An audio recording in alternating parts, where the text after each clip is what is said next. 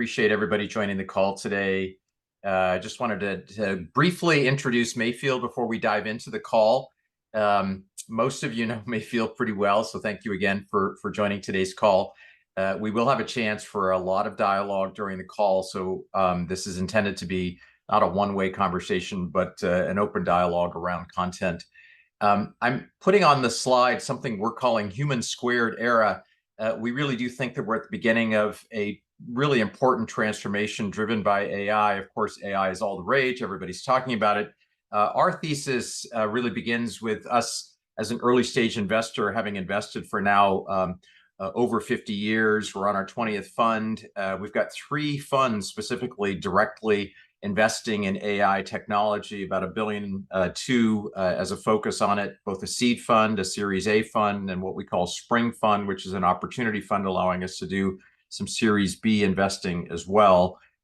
And really, we think that the concept of AI really builds off of some earlier initiatives around RPA and predictive insights and machine learning, but with the idea that humans are going to be assisted in a way where we become the superhuman, the superpower. And that's ultimately the goal, we believe, of the big opportunity with generative AI and what we're beginning to see from some new initiatives. Today, we're going to dive into a little bit of the infrastructure that makes this possible. This is a simple way that we're looking at the broader infrastructure, and a term that we're using here at Mayfield, cognition as a service, really focusing on the top of the stack, if you will. So there's a number of elements starting at the beginning or at the bottom of this chart here that supports what we're calling the cognitive plumbing. So the semiconductor infrastructure, GPUs, of course, but complementing that, networking, security, workload-specific environments, edge infrastructure. So there's a number of elements that will make up the core base of this infrastructure model. And then there's software that's going to support that, and integration layers, and then, of course, models and the data layer and the middleware layers. All of that represents what we believe is a new AI-first cognitive plumbing platform. On top of that, though, new applications designed holistically with an AI thesis, leveraging this new infrastructure, these new models, this new environment, and really as teammates, and this is a term to really build off of this superhuman power. Co-pilots is another term we hear a lot of. And so we're aggressively investing across the space. And we believe that this really creates sort of an endless set of opportunities. We're going to see different markets, everything from pharmaceutical to engineering, of course, development environments, applications in various vertical markets, from legal to sales, customer support. A number of different opportunities are continuing to present. Building those applications, building those environments becomes sort of the core principal need that most organizations need to come to terms with. So today, we're going to spend some time talking about really the development environment with 2 lenses. One from Ankush Gola, who's the co-founder at LangChain, and then Jorge Torres, the co-founder and CEO of MindsDB. So just a second on each of them. LangChain, you've probably heard the name, well-established open source platform. MindsDB, you've probably also heard the name as well. Again, another well-established open source platform. LangChain specifically is working to create a framework that allows for abstractions at the Python or JavaScript level. And I'm going to let Ankush spend a lot of time in his presentation really diving into it. As a major provider with thousands of applications now working with LangChain, they're able to provide some insights as to how somebody should think about building or leveraging various models, and what the providers are looking like, what some of the trade-offs are, and how to even think about scaling some of these applications to be enterprise class. Meanwhile, MindsDB, another open source framework, will be presenting their concept of how developers who are perhaps not machine learning or data scientist experts, but SQL code or queries, maybe the skill that they have using traditional legacy infrastructure and data, how can they become expert in this AI first world? So Jorge will dive into that as a part of his conversation. Please interrupt using chat for a question that you want to be asked. I'll bring you up on stage, so to speak, and let you talk live. We do want to have your conversation be part of this overall conversation, so feel free to use the chat if you've got a question at any one time. So with that, let me introduce Ankush. Ankush, I'm going to stop the screen share here and let you share your own slides. Please further introduce LangChain and yourself, and then I'll let you dive into it, and I'll perhaps interrupt you with some questions as we get them from the field here. Awesome, thank you. You're able to hear me okay, right? Yep, hear you just fine. Perfect. Awesome, yeah, thanks so much, Camille, and thanks for all of that context. It's really great to be here and speak in front of all of you. As Camille mentioned, there are just so many choices today when it comes to picking a model provider, choosing prompts for your application. And so I'm going to spend a lot of time today discussing the topic of evals or evaluations in LLM applications and some of the best practices that we've observed and how we think about the problem in general.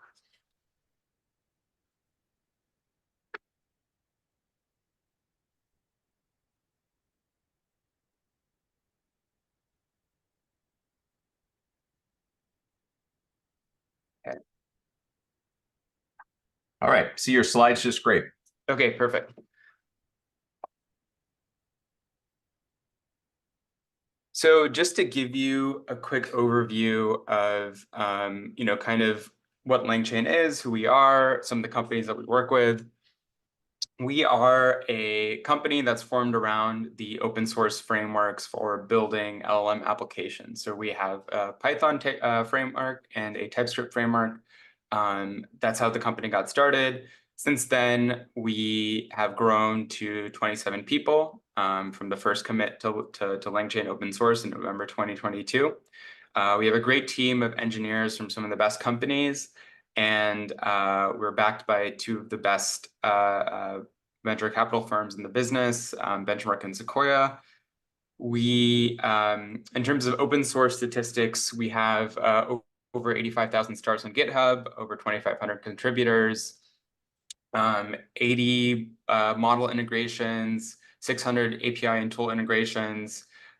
We support over 35,000 applications that are built with LangChain, and the Python framework itself has 14 million downloads per month, which is fantastic. Besides just the open source framework, we offer a SaaS platform called LangSmith, which helps with the problem of evaluations and observability. And then we also have a newer framework called LangGraph that is designed to help developers build agentic applications with large language models. So I can get into that in a bit. Cool. So these are the steps that we kind of see developers take when it comes to building AI applications. The first step is, what should we build, right? There's so much promise in generative AI. There's so many interesting applications out there. So how do we get started, and what should we build in the first place? The next step is usually, how do we go from this curiosity to a proof of concept? So this is where using a framework like LangChain can really help, because it can help you get started right away, very quickly. I would say step 3 and 4 are the hardest, because you see a lot of awesome demos. Like, generative AI applications are very easy to demo in a sense, and they make for great demos. But gaining repeatability results at scale and then building trust in these non-deterministic applications is actually quite challenging. So this is where we see the differentiation between companies who are building real applications that provide high ROI and companies that are struggling to get out of the demo phase. And then the last is sort of, how do we keep our customer data safe? And we think we can help with all of these steps. So I know this diagram might seem a bit intimidating, but I can help break it down. Yep. Evaluations are a way to measure the performance of your LLM application. And this is really the differentiator between companies that are building demos and companies that are building real applications that are serving production workloads reliably, efficiently, predictably. Right. So similar to how developers write unit tests for their software, in the AI world, the analogy is evals. So when you have an LLM application, the first thing that you want to do is get some data that you can use to test your application. So the first step is, you can usually just have a set of inputs and expected outputs for your LLM application. So for example, if you're building a chatbot, the inputs might be a set of user questions, and the outputs might be the answers, the expected answers to those questions. A lot of developers usually start with manually curated examples. They write down some questions that they think users will ask, and then they answer them themselves by looking at the docs. You can build a data set from user provided examples. So once you have your application in production, you can actually take some of the production logs and add them back to your data set to increase your benchmarking set over time. And then you can even generate synthetic examples. The next thing to focus on when it comes to evaluations is the evaluator itself. So all an evaluator is it's a piece of code. It can be an LLM or some automatic evaluator, or it can even be a human, right? That grades the output of your LLM application with respect to a expected output. There are actually some evaluation modes that don't require a ground truth. So basically, if you're evaluating an output on vagueness or helpfulness or criteria along those lines, it's not necessary to have an expected output. But if you're doing any type of accuracy measure, this is where having expected output is key. And so the main modes are, you can use an LLM as a judge, and we're actually really bullish on basically prompting LLMs to give feedback on LLM outputs. You can make heuristics. This is basically custom code that you can use to add certain checks for your LLM outputs. So maybe you can add a check to see if the LLM leaked any sensitive information. The last thing is human annotation, right? And then within all these three modes, or these three ways of judging, there are three modes, right? So you can have comparison evaluation, you can have reference-free evaluation, and then you can have ground truth, which depends on having an expected output. The last step is applying evals, right? And I won't spend a ton of time here because I have some best practices lined up that will make this more clear. But basically, you can write evals as unit tests. You can write evals as judging your application performance in both an online and offline manner. And then you can also do A/B testing. So this is when you deploy your application to production, and you're deploying different versions of your applications to different groups and understanding the results of a prompt iteration or a model change or things of that nature. So here I'll highlight some best practices in each of these sections that I've discussed. One is how to grow your data sets over time. The second is best practices when using LLM as a judge evaluators, which I mentioned is quite, we're quite bullish on at LangChain. The third is being able to evaluate on intermediate steps. This is especially important for RAG use cases, which are very common, so retrieval augmented generation, and also agents. The last is applying evals. And so I'll spend a bit of time discussing the often overlooked topic of online evaluation. So basically being able to evaluate your responses to your application in production on real world scenarios.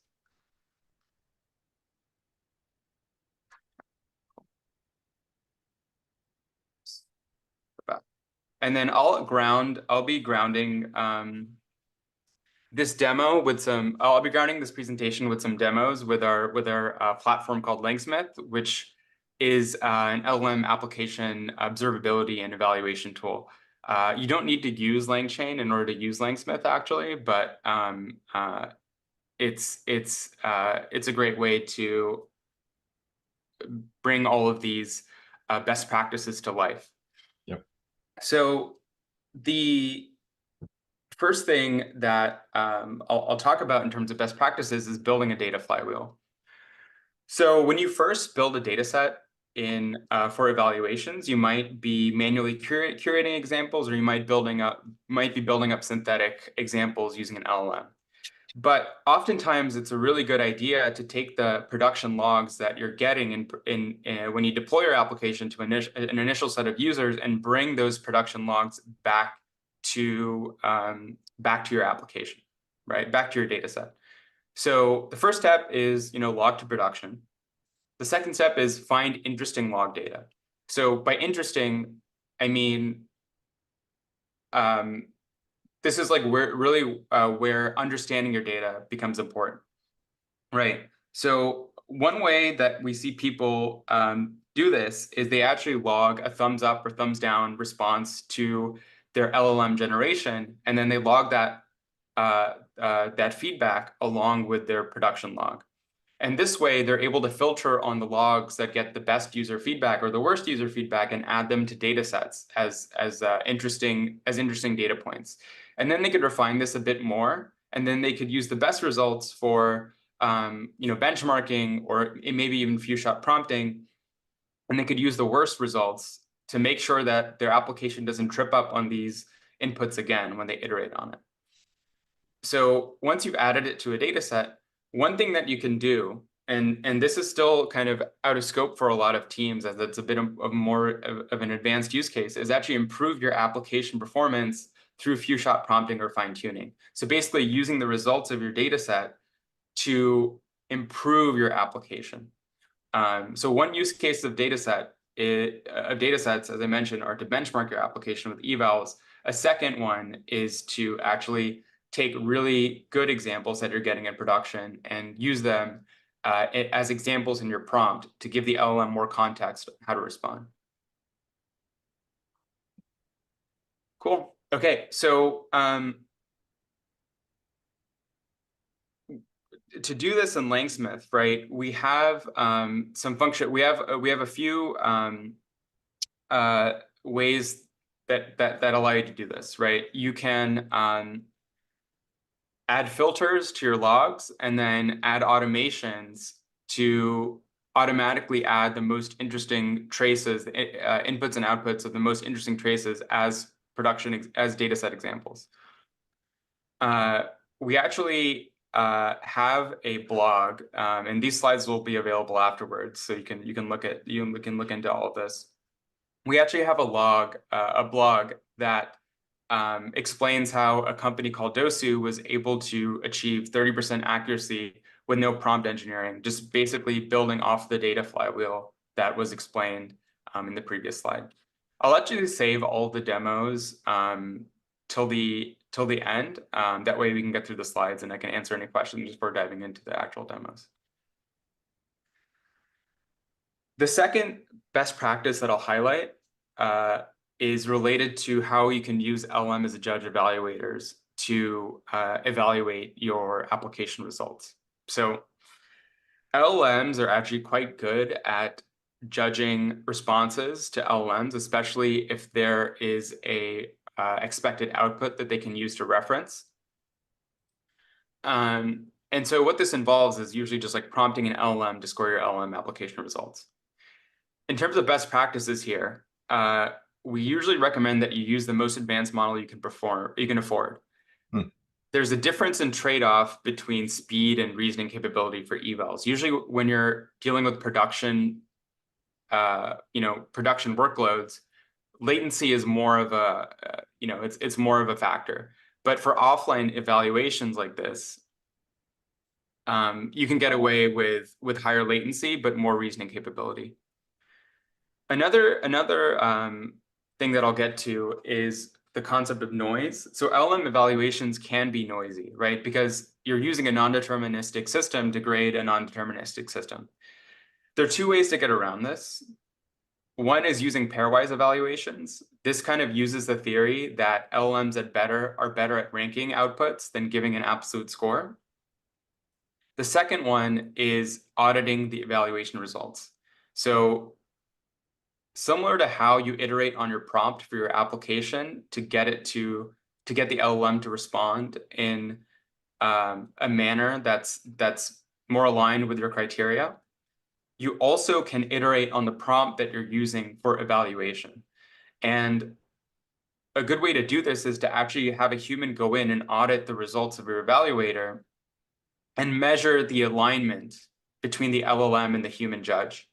And then this kind of goes back into the data flywheel that I was talking about earlier, but you can actually use the results of these corrections to few-shot prompt your LLM evaluator and get it to be more aligned with your human over time. These are all capabilities that we're building into LangSmith. We actually just launched pairwise evaluations today. Actually, we'll go in and demo this because I think it's quite interesting. So here we have a like a data set in LangSmith, and then we have all the experiments that we've picked off with the data set. An experiment is basically just an instance of an evaluation that we've picked off. And then we've actually, what I'll do is I'll highlight the evaluation that we've kicked off with Claude Opus and Claude Haiku, right? And we've had a standalone LLM as a judge evaluate these results, and they've given them the same score, right? But then if we move on to pairwise experiments, where we actually put the outputs of the applications in a head-to-head manner, we actually get more granular results. We can see that, although they receive the same standalone scores, the LLM actually prefers the Haiku response 5 out of 10 times. There was one tie. And you can actually view this in a pairwise manner, and you could see like the ranked preference that was provided by the LLM. So this is a great way to get more information out of the LLM. And it uses the theory that the LLM is actually better at giving preferential results as opposed to absolute scores. Hey, Ankush, could you sort of call out on that screen? I mean, there's a lot going on there. Yeah. Sort of who's the user? Who's using this screen, and at what stage are they in either a POC or a pilot or early deployment? So where in the cycle of deployment is this use? Yeah, that's a great question. Let me step through this in a bit more detail. So as I mentioned, there are a few different steps when it comes to evaluation. One is creating a data set. A data set is nothing more than a set of inputs and expected outputs if they're available. In this particular data set, I actually don't have any expected outputs. I'm using these inputs for a summarization task. So this is actually a paper, and the application that I'm building is meant to summarize the results of this paper, right? So this is basically analogous to test cases when you're building unit tests in software. The audience, like the user of this, is the LLM application developer, and this should be done at all phases of your LLM application development cycle. You're never done executing unit tests, right? You don't just execute them once and then never run them again as you're iterating. Similar to LLM application development, you want to be running your evaluations on your data set as much as possible whenever you're making changes that you think will affect the end results.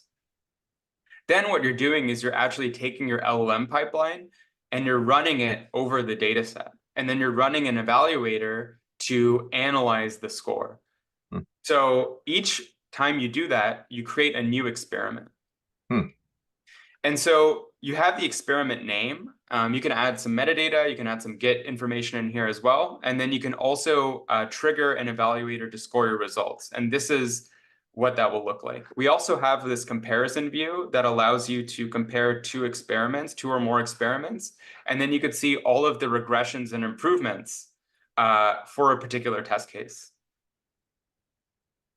So Ankush, with all these deployments that you and your team have been involved with, you're realizing all sorts of insights with different models that potentially are finer grain insight of what's a better model for different environments.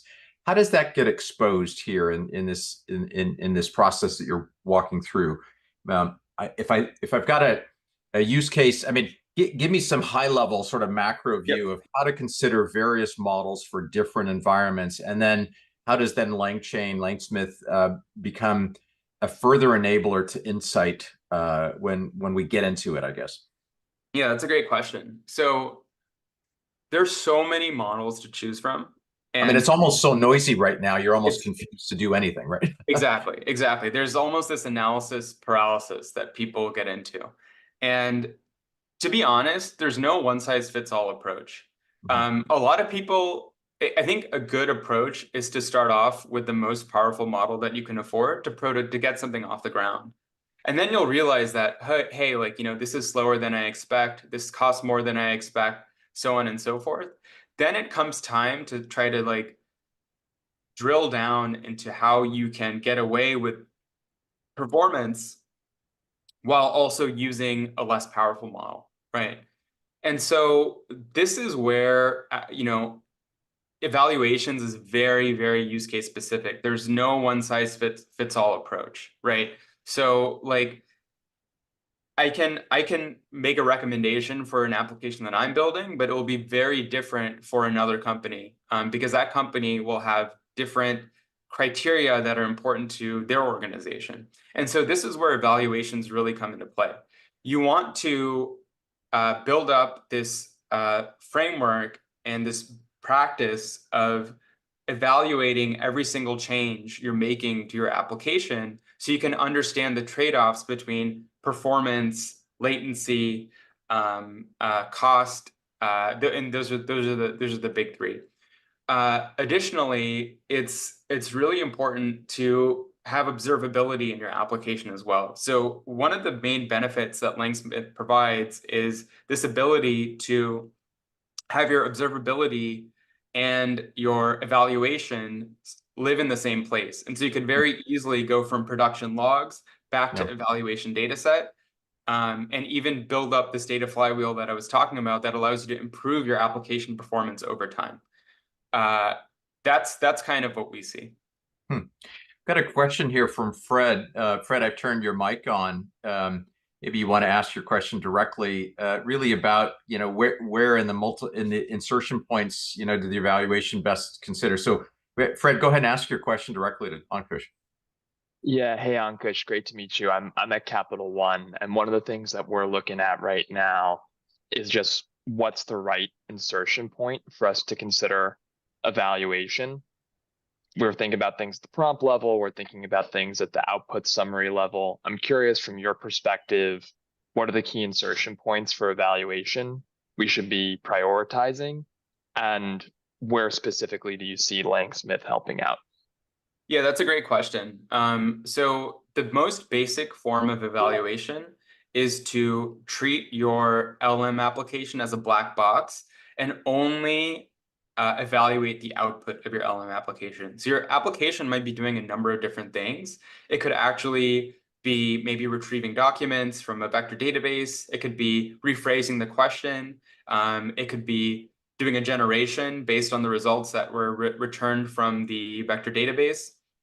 And so at some point, you want to evaluate all of those steps individually. But to start off, you should just treat your application as a black box and evaluate the final output. Does that kind of answer your question, or were you asking something else? Yeah, that's helpful. Knowing the starting point is a good place. I would also be curious, just as we move along, where you see LangSmith adding the most value within that kind of chain of events. Yeah, definitely. This is actually my next slide, so this is quite timely. The next best practice I want to highlight is evaluating on intermediate steps. So for RAG applications and agent applications especially, it's super important to look at your steps individually. So for example, you might want to score your application on document relevance. And this is basically you're evaluating the retrieved docs with respect to the query that came in from the user. And then you also might want to evaluate on answer hallucination. And this is evaluating the final generation with respect to the documents that were retrieved. This is also relevant for agents because there's a bunch of different steps that agents can take to arrive at the final answer. And so what this looks like in practice, and LangSmith is like one of the only platforms that allows people to do this. I'll just go to the docs really quick. I know this is a lot of code, but I'll just very quickly gloss over it. You're actually able to, when you're building an evaluator, take in the application trace and iterate over that trace to get the relevant steps, and then evaluate those steps in isolation. So hopefully that kind of answers the question on like what's the entry point for evaluation. The entry point is both like the final, you want to evaluate the final output, but in some cases you want to evolve your evaluation criteria to look at the intermediate steps as well. And LangSmith's advantage there is it's, from what I've seen, the only platform that allows you to do this. So, yeah. Larry, you also had a question. I'm not sure if we captured an answer for your question. Go ahead and ask your question if we have it, I guess. Yeah.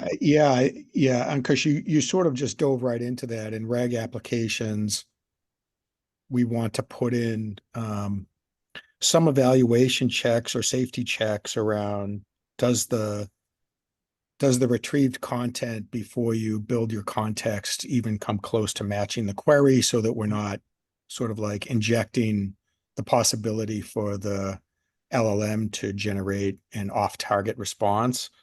And then also for groundedness, did the response that come back look like the context at all?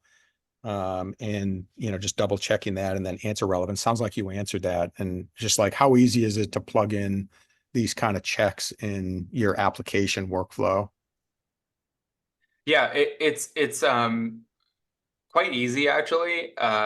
So it's easy to start building evaluations, but over time you have to tune these evaluations to be more use case specific, for all the reasons that I mentioned before. Like LLM based evaluations can be noisy, and your evaluation scores might not be perfect right away. So to answer your question, it's easy to plug in emails, but it's going to take some work to evolve them over time to be more meaningful. I'm more interested in sort of like the runtime monitoring of RAG applications, right? As opposed to sort of like the building the application side, which you covered pretty well, sort of like the runtime monitoring. Yeah, so you, maybe I can, let me share my screen again. So for runtime observability, you can trace, like, this is a RAG application that we've built, and you can trace this with LangSmith. So you can understand every step that the application is taking to arrive at the final answer. Like, these are the documents that were retrieved, and like this is the final like generation step. You're able to add any of these steps to a data set, and then you can use these to actually like evaluate different steps of your RAG pipeline over time. So we could, for instance, put in like our own confidence scores based on how we evaluate whether the retrieved chunk is matching the query good enough, or some other sort of constraint database that we have, and then over time put monitoring around this and figure out like where we want to threshold things. Absolutely. Yeah. This is completely customizable. Yeah. Great question. Deepak, you also had a question, and then Ankush, we're going to run out of time. So maybe, so Deepak, I've opened your mic as well, as Ankush steps up to the next slides here, I guess. So, hey, Ankush, can you hear me? Yep. Yeah, hi. So my question is like the interface which you showed, it's very, very programmatic. It's like a developer's interface. Is there a next version, or is there already a version which is more user friendly? What's the user experience for a person who's using the LangSmith platform? Are there some drag and drop kind of menus and stuff like that? What's the user interactability? Yeah, so there's a completely like so our a big audience is application developers, but there is a workflow that we develop for non-application developers that involves iterating on prompts in an interactive prompt playground that we have, and running evaluations directly from there. So there's no code that needs to be written for that workflow. Okay, good. Great. Thank you.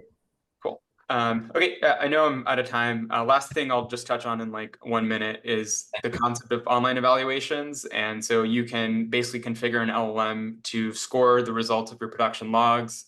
You can set a sampling rate, then you could set a filter, and then the logs that pass that sampling rate and filter are subject to an LLM as a judge evaluator. This is something that we have available in LangSmith today. So you can do things like run a vagueness evaluator on 90% of my logs that were thumbs down by the user. And this is a great way to get more granular scores on the interesting logs that are running in production. Awesome. I'll stop there. Please let me know if you have any questions. Thanks for having me. And yeah, Ankush, thank you. And stay on because there might be some other questions. And everybody, we're capturing the slides and the content today, and we'll share it after the call. So with that, let me bring up Jorge. Jorge is the CEO and co-founder of MindsDB. MindsDB is actually one of Mayfield's investments. We recently announced investment in MindsDB, another open source platform, amazing adoption across the open source community. Jorge, the floor is yours. Go ahead and share whatever slides you'd like, and I'll ping you with some questions as well. And you're on mute still, so. Hello, everybody. Pleasure to be here. Thank you so much, Emil, and pleasure to be as well here with Ankush. So I'm going to share my screen and walk you through MindsDB, of course, within the scope of agents and LangChain. But before that, I'll give you a quick introduction about MindsDB as well. So my name is Jorge Torres. I'm the CEO and co-founder of MindsDB. The agenda that we're going to cover here is how to go from generic AI to custom enterprise AI, which is the objective of MindsDB in general. And then we're going to dive a little bit deeper into what does that mean for agents and what is the reference architecture that MindsDB provides, and what is the value that it adds to the full ecosystem. And then if we have time, we'll go over a demo. If not, we can, we have a recording of a demo that people can get directly through the slides that we'll share at the end. So what does this mean from like generic AI to custom enterprise AI? Generic AI is AI that you ask a question and it can give you an answer so long it doesn't have to access specific data that you may have in your organization. You can think of this as to when you go into ChatGPT and you ask a question, but if you were to ask a question about your data, then that's when it gets out of the realm of generic AI and we're starting entering to the realm of custom enterprise AI. In MindsDB, objective is to make it very simple for enterprises to build this type of systems where your AI requires not just the AI component, but your data and how to build a system that allows you to fulfill that promise. MindsDB is a developer tool. So we build this for developer and developer teams. And developers love us because they can build production AI systems in a few lines of code. And then enterprises love MindsDB because it turns their existing workforce into an AI army. That means that you don't have to recruit for new AI engineers or ML engineers. We make it very easy for existing developers to use their stack, their existing way of building tools and applications, and facilitate the journey of incorporating AI capabilities within their existing tooling. A little bit more about MindsDB. We are a company that was started as an open source project and research, and then it became a company. And we have been also partnering with most of the largest industry partners in tech, like Microsoft, MongoDB, Snowflake, anyone that you can think of where your data can live, MindsDB has a partnership or an integration with. And then we are also proud, members of the family of Mayfield and Benchmark Capital and NVIDIA. So without further ado, a little bit more about MindsDB. the objective of MindsDB is to enable people to build those AI systems that require both data and AI, as I was explaining before. And we call those systems a mind. And a mind is not necessarily just an agent or an LLM or a RAG pipeline, is the whole system that you end up having to glue all these different pieces together. Sometimes, in order for you to accomplish a mind, you may need to combine multiple agents to do what you need. And you may need to combine that with some of the AutoML capabilities that have existed prior Gen AI, and throw some RAG pipelines to ensure that at the end you can complete your tasks. So AI systems are constantly evolving, and at the end we just want to guarantee that people can build those systems, and then if those systems need to get access to data, that they can do it through a very uniform capability. So for that, we build MindsDB, which is the system that orchestrates the workflows between data sources and AI systems. And we have integrations to pretty much anywhere where you probably can have data. All of the relational databases that exist, Postgres, MySQL, you name it, to data warehouses, ClickHouse, Databricks. But not just that, applications data such as CRMs, ERPs, file systems, web data. And we pride ourselves for one of the superpowers that MindsDB brings to the table, which is the ability to query all of those data sources through a unified and very well-known dialect of SQL, which is Postgres. And then MindsDB does a really good job at translating those queries into the way that you query the data originally. So you simply write SQL, and then on the other hand, MindsDB plans and executes those queries on the dialect that the systems require. And you can mix and match this data. So once you plug these data sources to MindsDB, it all looks like if it was part of one single database. And this capability comes very handy when you're building AI systems. For example, when you're using agents and LLMs, it makes it very simple for your LLM to only have to be really proficient at Postgres, and then be able to answer questions over all kinds of different data sources. So that's kind of like our addition to the LangChain ecosystem, and to the people who are building agents today, is that they have to guarantee that their system can write Postgres, and then from there you can just keep on adding data sources on the other side, and MindsDB figures out the translation. And I think that in itself, it's powerful because then it reduces the scope of what the LLM has to do really good, and it makes the variability a little bit more manageable. I think that when it comes to the advantages of MindsDB as a whole, we wanted to guarantee that we make MindsDB as modular as possible. And at the end, building LLMs is or building this AI systems is where we want to guarantee that we provide a path for success. And that path for success is that any enterprise starts with some shape of a mind, and then those minds can evolve over time. So you may start with a particular, as Ankush was portraying it before, you can start with GPT-4 and then move to other type of LLMs that are more proficient. But the contract that you have between your AI system and, say, for instance, the application that will consume it, be it Slack, Teams, or your custom application, that contract remains the same. So once you build a system, the way an AI system in mind, those AI systems are exposed to the multi-tenant applications through a very uniform interface. So you can keep on developing these applications and keep on increasing the complexity. And then MindsDB handles the abstractions on both ends. And then you can keep on adding data sources as your problem becomes more and more complicated. And then MindsDB also manages the abstraction between your AI system and the data source connections through like a uniform dialect. So before Jorge, there's a question here from Larry, really comparing what you've built here with GraphQL. And Larry, I've turned your mic on, so maybe you can directly ask a question of what you're familiar with here. Yeah, I'm curious about. It sounds like a data federation mechanism. What's special about the integration points, either on the AI side or the application side, that would differentiate it from other data federation solutions like GraphQL? Yeah, that's a really good point. It is a data federation solution. MindsDB makes it very easy for people to write those abstractions. And then once it's written, then you can use them. So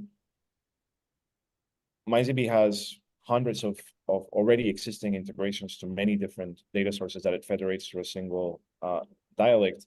When you do, for instance, GraphQL, you're the one that has to build how you resolvers, yeah. Whereas MindsDB is based on the principle of like once someone writes an integration, then you can rewrite this. For example, in healthcare, there's a lot of data sources that are a little bit intertwined, like for instance, like the CCLF files, etc., that will require you to do some transformations every time you want to consume them. But when someone writes an abstraction in MindsDB, then from there on, anyone can consume this like through standard SQL.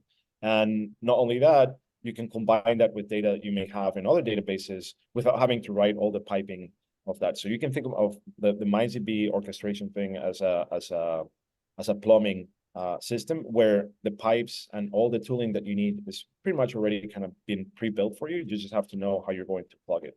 And then when I mean you just have to know, a developer can do this in standard SQL, so they don't have to learn any new dialects or etc.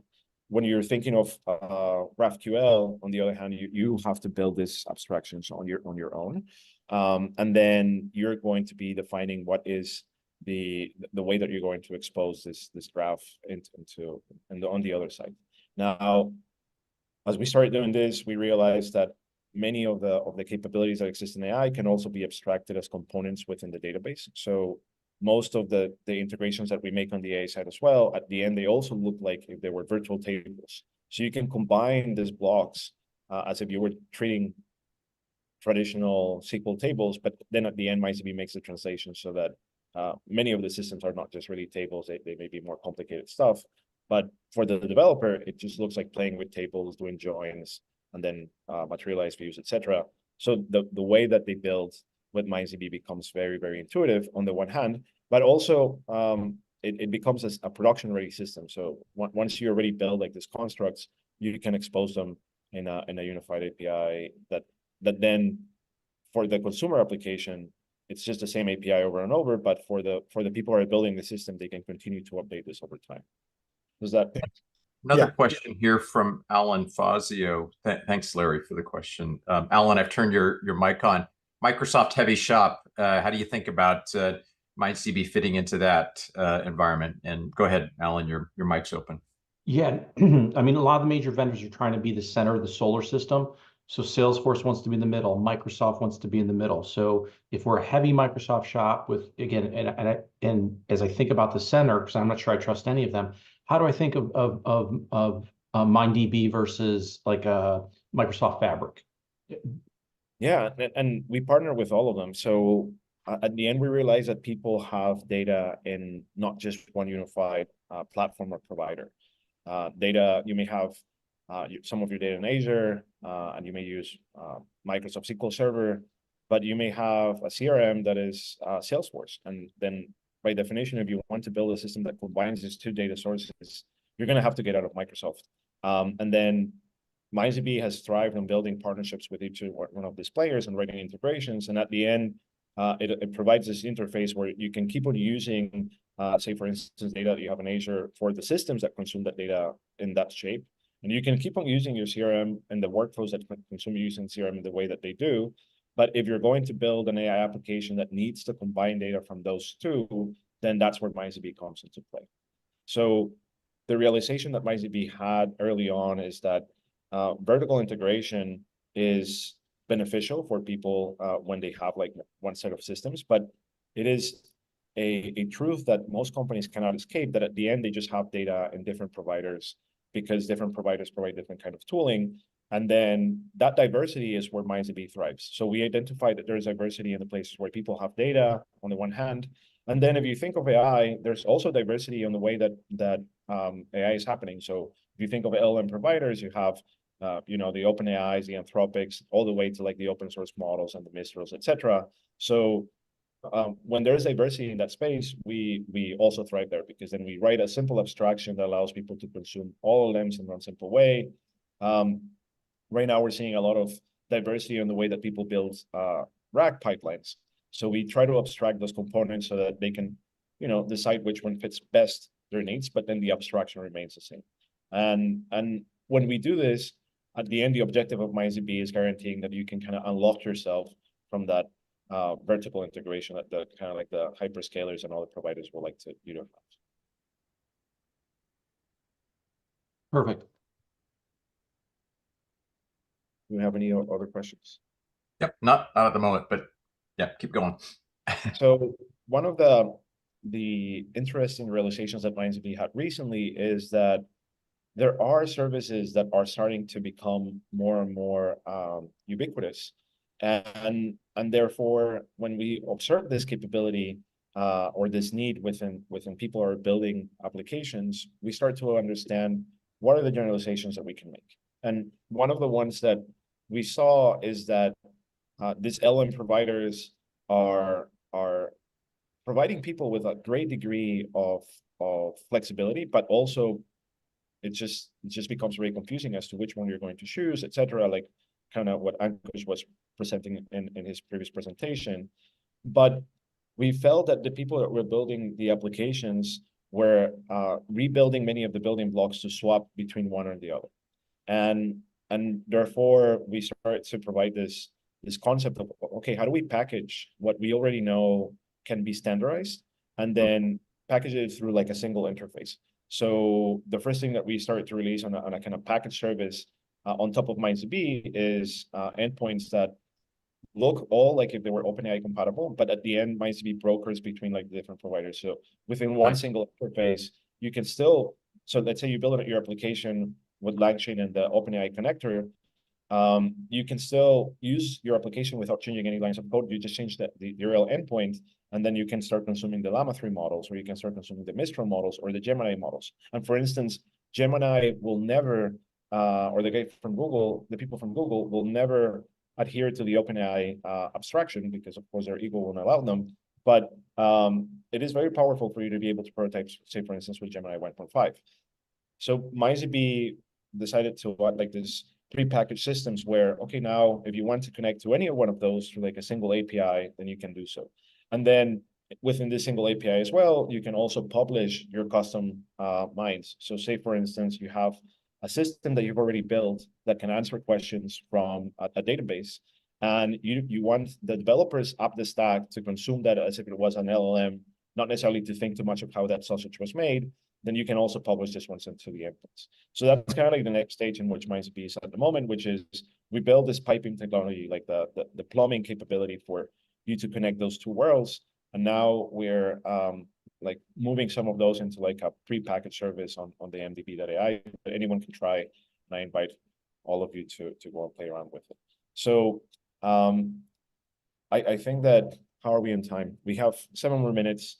We can jump into a like the recording of the demo, or we can go into questions, however you guys want. Tell us some of the learnings you're seeing. You know, you've been involved in a number of both enterprise and early adoption sort of deployments over the last couple of years. What are you learning? Where are people running into issues, and what's really accelerating things, I guess? Yeah, I think that the first thing that we learned is that software developers are the ones that at the end up shipping things into either things that the internal or the external customer can see. And data science departments at some point got locked into this kind of prototyping state where a lot of this stuff was just happening in Jupyter notebooks, but never really making it into something that the internal customer or the external customer could see. So organizations all of a sudden start to move more into how do we turn things into more actionable systems that can start small and then can progress as the complexity allows. And in that journey, we started to see that right now, where most companies are is they've already identified use cases where they're not mission critical, and they can produce a compelling argument on introducing AI to those non-mission critical systems, because what it is happening right now with those processes without AI still is not much better or much better than an AI that sometimes makes some mistakes. So in that pace, now we're seeing that this transformation of AI seen as like this research kind of like department that organizations were having. Now they're moving more into how do they operationalize this kind of like non-mission critical systems. And in that particular step, the first question that people have is, okay, what is my reference architecture for this? Like how does my roadmap look like with incorporating these tools like LangChain and these other capabilities that exist on the space, in a way that is compatible with the systems that I have today. And then when we identify that need, we see that the clarity of the roadmap starts to become more obvious when the systems become very simple. And the way to turn the systems into something very simple is to reduce the complexity by abstracting blocks. So if you have a team that already has built something that can answer questions from your database, it is important for that block to be abstracted for the rest of the developers, so they don't have to think of too much of how that happens. And then these abstractions also have to be presented in a way that then the rest of the organization can start thinking of, okay, how can I use this technology that a small team produced and proved and tested and guarantees that it's going to continue to improve. And when that happens, then what we're starting to see with organizations today is that it starts to unlock other use cases that before were more like science fiction within the organization. So I think that what has becoming more of a narrative in MindsDB and internally for us, every time we engage with customers, is let's start the conversation with, you've already had a good time to think of what are those low-hanging fruits. How can we move from there to a small reference architecture that can unlock the next step? And then how can we guarantee that your existing workflows is the one that pursues and gets these small projects to the finish line? So that's kind of like where we have seen most of the learnings, going from seeing these things as research to seeing these capabilities as something that is tangible and people can use. It's a journey that companies are taking now, and the best way to guarantee that journey is successful is to see it within a reference architecture that takes into account how their existing systems work. Well, one of the key pillars you have in your story, Jorge, is unlocking the data from legacy environments and not self-limiting that based upon the quantity of machine learning experts or data scientist experts. So how has that been realized in real use cases? I mean, large organizations have all kinds of legacy teams supporting infrastructure for years. How does that unlock really occur?